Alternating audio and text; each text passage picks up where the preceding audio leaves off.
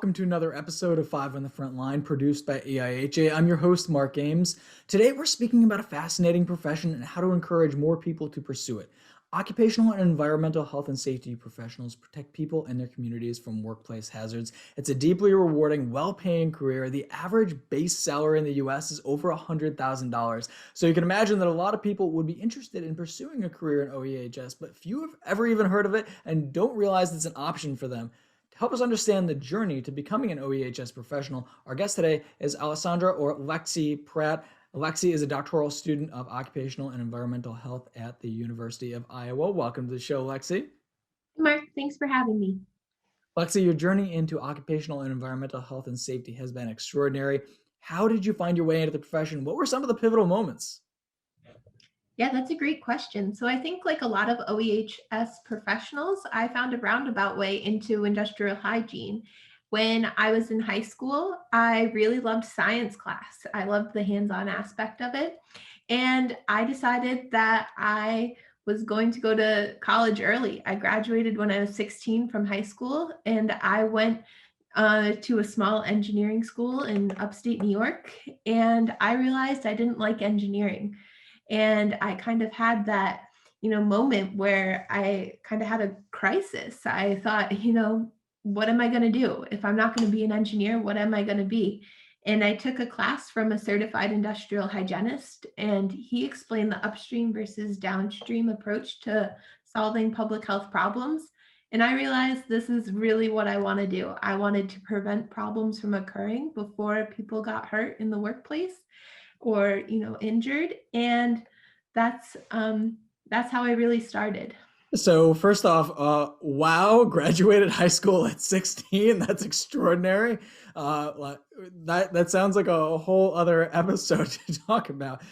So I guess the question I have for you is, what were some of the barriers that you confronted in your journey to OEHS? What were some of the things that helped you that you had to overcome?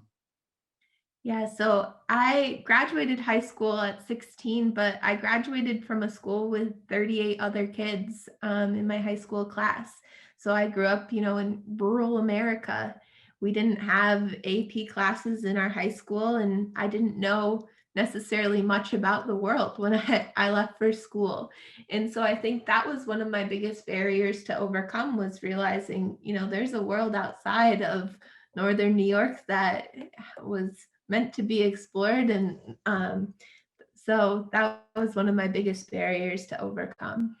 So did you have like supportive parents? Were there some especially influential teachers? What were some of the keys to your success? Because obviously you've had a lot of success, and I'm sure that a lot of people who are watching or listening to this would want to say, well, how can I be more like Lexi? How can I take her extraordinary success and implement it into my own life? Yeah, so I found a lot of support from not only my parents, but also the organization AIHA. I found some mentors inside of the organization that have really helped me grow, not only as a person, but also as a professional. And with those mentors, I realized that I wanted to emulate them. And so my advice to those people that might want to be an industrial hygienist in the future is to really find someone that you can connect with that's in the industry. And AIHA has those resources for you. There's student local sections at a lot of universities across the country, as well as local sections, all multiple across each state. And with those, you can find a professional that is working and ask them questions as well and see if this might be the career path for you. Fantastic. We got about 30 seconds left. Can you tell us what you're working on these days? Yeah, so I do a lot of virus research right now. With the pandemic, it's very timely, and we're looking at how viruses can spread across the workplace through aerosols. That sounds like deeply rewarding work. It sounds like you're having a great time, and I really appreciate you coming on the show with us.